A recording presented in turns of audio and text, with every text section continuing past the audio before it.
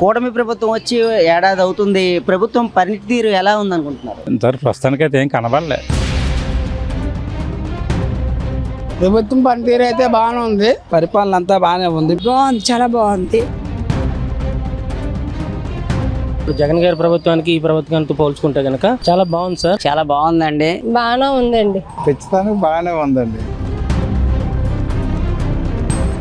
పేద ప్రజలకి బాగుంది, అందరికీ బాగుంది, వ్యాపారస్తులకి బాగుంది, అన్నిటికీ బాగుంది.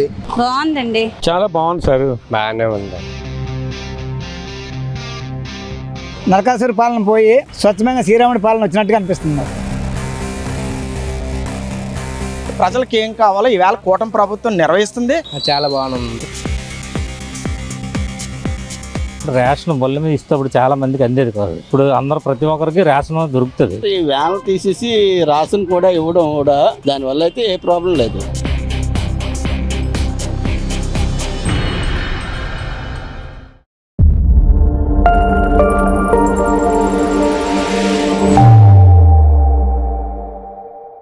ప్రభుత్వం పనితీరు ఎలా ఉందనుకుంటున్నారు? చాలా బాగుంది సార్. అప్పుడు జగన్ గారి ప్రభుత్వానికి ఈ ప్రభుత్వానికి పోల్చుకుంటే కనుక చాలా బాగుందండి. ప్రభుత్వం తీరు కానీ, ఇప్పుడు ఐటీ శాఖ విషయాల్లో కానీ అన్ని విషయాల్లో కూడా చాలా బాగుందండి. అమరావతి కూడా వీళ్ళు వచ్చిన తర్వాతే ఒక కొలిక్కొచ్చి స్టార్ట్ చేయడం కూడా జరుగుతుంది. అంతా కూడా బాగుంది సార్. అప్పటికి ఇప్పటికి పోల్చుకుంటే కనుక జగన్ గారు చేసిన అప్పులు ఇప్పటికీ వాటిల్లో కూడా కూటమి ప్రభుత్వం ఏదైతే ఉందో వీళ్ళు ఇంకా అవి కూడా చూసుకుంటూ ఇవి కూడా చూసుకుంటూ ఐటీ శాఖ అంతా కూడా డెవలప్మెంట్ అంతా బాగుందండి. పల్లెటూరులో కూడా అక్కడ రోడ్లు ఇట్లన్నీ కూడా బాగా చేస్తున్నారు, డెవలప్మెంట్ చేస్తున్నారు. అంటే ఉన్నది అప్పు ఎక్కువ ఉంది కాబట్టి అటు చూసుకుంటూ ఇటు చూసుకుంటూ రెండు విధాలుగా కూడా వాళ్ళు ఈ కూటమి ప్రభుత్వం సీనియర్ ఎవరైతే మన చంద్రబాబు నాయుడు గారు ఉన్నారో ఆయన పరిపాలన, పవన్ కళ్యాణ్ గారి దక్షత ఈ రెండు కలిపి చాలా బాగా డీల్ చేస్తున్నారు సార్. చాలా బాగుందండి. కూటమి పరిపాలన వచ్చి సంవత్సరం అయింది, మీకు ఎలా అనిపిస్తుంది?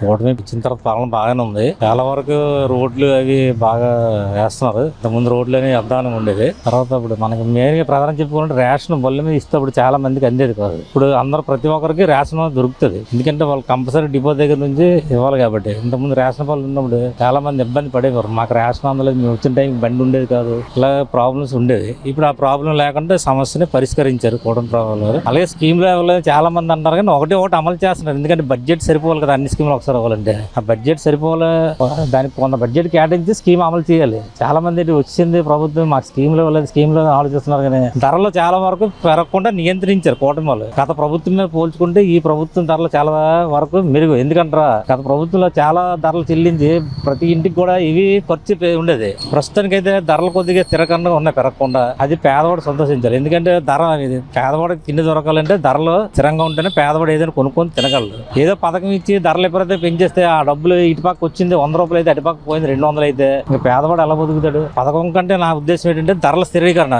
ధరలు తక్కువ ఉంటే ప్రతి పేదవాడు కూడా నువ్వు కడుపు నిండా అన్నం తినగలడు. అందువల్ల ధరను కంట్రోల్లో ఉంచాలని నేను అనుకుంటున్నాను. పరిపాలన ఎలా ఉందండి? బాగుంది, చాలా బాగుంది. ఇది రేషన్ డిపోలు ఏంటి, ఈ అన్న క్యాంటీన్ ఏంటి అని చాలా బాగుంది. అన్ని విధాలుగా చాలా బాగుంది. ఏ వర్క్ అది చేసుకున్న వాళ్ళకి కూడా రేషన్ అది మార్నింగ్ అయినా ఈవినింగ్ అయినా. వ్యాన్లు అంటే ఇప్పుడు ఇక్కడ ఉండేవి, తర్వాత రేపు ఇంకో దగ్గరికి వెళ్ళిపోయేవి, చాలా ఇబ్బంది పడిపోయేవారు రేషన్ గురించి. అది బాగుంది, కుటుంబం చాలా బాగుంది. కూటమి ప్రభుత్వం వచ్చి ఏడాది అయింది. ఇప్పుడు ప్రభుత్వ పరిపాలన ఏ రకంగా ఉందనుకుంటున్నారు? ప్రభుత్వ పరిపాలన విషయంలో అయితే ఏమి డోకా లేదండి. ప్రజెంట్ ఏంటంటే రోడ్లు ఏంటి, ఇంకా కొన్ని పథకాలు అంటే ఇవ్వాల్సి ఉంది.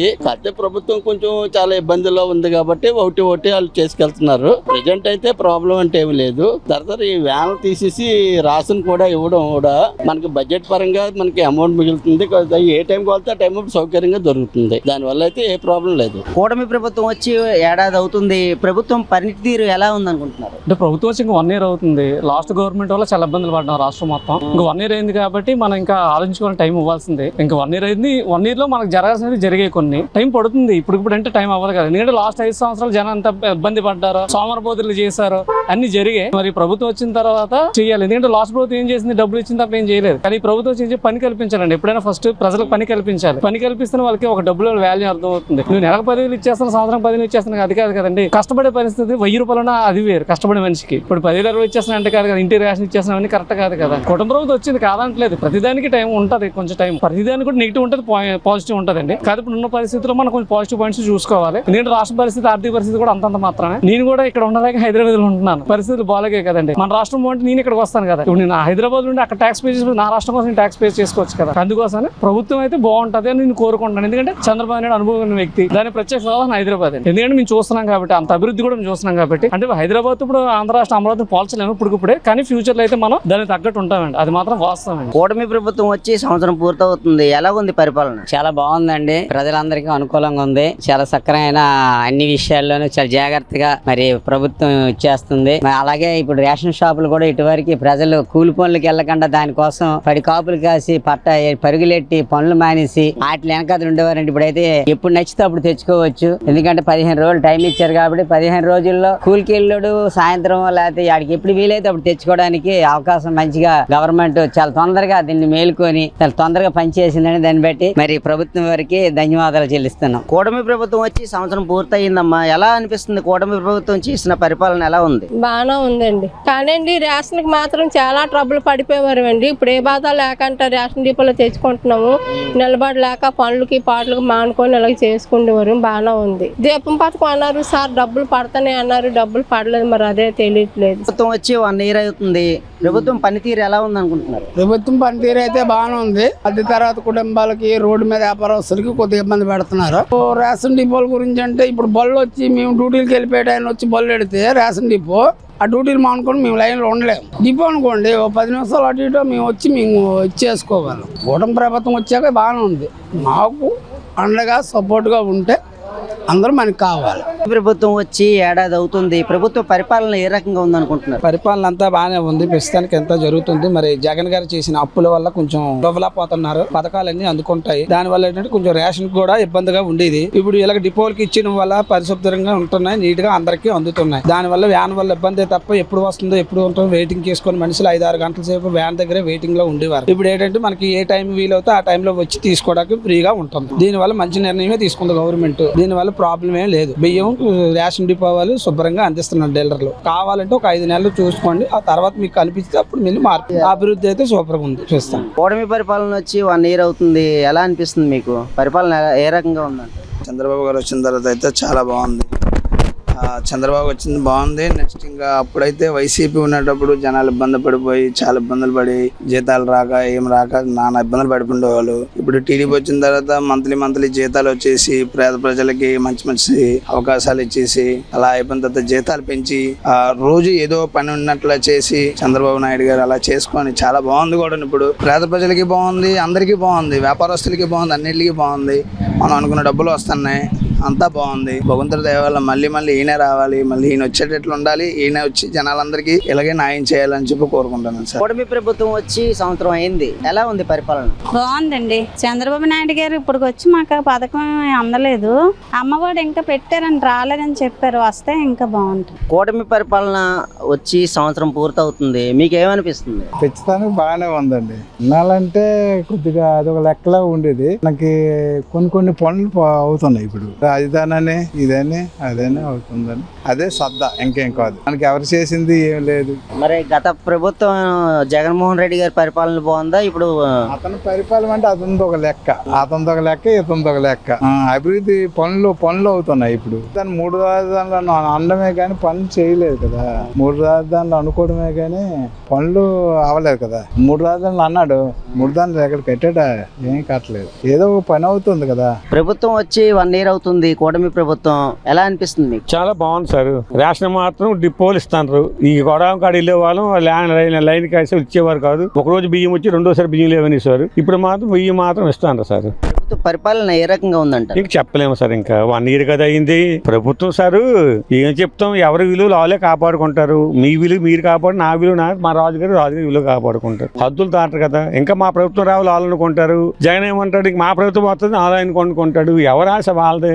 పొలిటికల్ ఎందుకు ఫేవరీ పెక్కర్లకే. కానీ కొంతమంది పొలిటికల్ అంటే ఏంటంటే ప్రజలకు ఉపకారం చేస్తారు. కొంతమంది ఏంటంటే వాళ్ళ తాలూకా బెనామీ వాళ్ళకి, వాళ్ళ ఫ్రెండ్స్ కి, వాళ్ళకి సపోర్ట్ చేస్తారు. ప్రభుత్వం వచ్చి 1 year ఇయర్ అవుతుంది, పరిపాలన ఏ రకంగా ఉందంటారు? ఇంతవరకు ప్రస్తుతానికి అయితే ఏం కనబడలే. అంటే జనం అయితే కొంతమంది లాస్ట్ టైం ప్రభుత్వంలో కొన్ని పథకాలు పొందారు కదా, వాళ్ళు ఏంటంటే కొంతమంది లాస్ట్ ప్రభుత్వమే కొద్ది బాగుంది, అవి వచ్చి మనకి ఇప్పుడు ఈ ప్రభుత్వం ఇంతవరకు ఏటి ఇవ్వట్లేదు అన్నారు, కానీ ఇంతవరకు అయితే మాకేం అందట్లేదు అని చెప్పుకోవడం జరుగుతుంది. అంటే ఇది నా ఉద్దేశంగా పబ్లిక్ లో టాక్ అలాగ ఉంది. మరి ముందుకు ఇంకెలాగ ఉంటది అనేది మనం పక్కాగా అయితే మనం ఏం చెప్పలేము. పరిపాలన ఎలా ఉందంటారు? బాగానే ఉంది, చాలా బాగుంది, బాగానే చేశారంట. రోడ్లు అంతా బాగానే చేశారు, బాగానే ఉంది. 1 year అయినందుకు చంద్రబాబు ప్రభుత్వం బాగానే చేసింది.